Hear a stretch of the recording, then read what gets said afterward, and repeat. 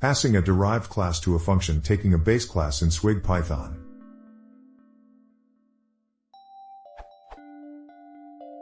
I am passing a derived class into a function taking a base class using Python 3.3 and SWIG 2.0.10.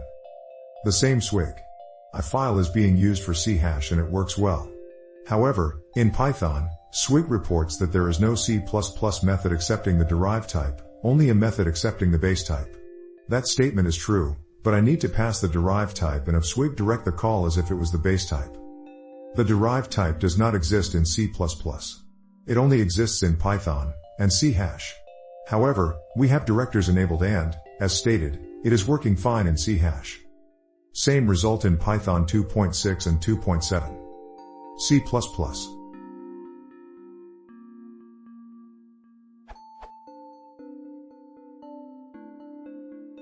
Python.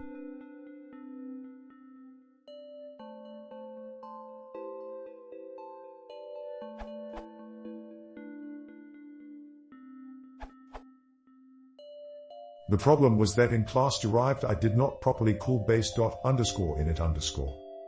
Once I fixed that, the polymorphism in SWIG just worked.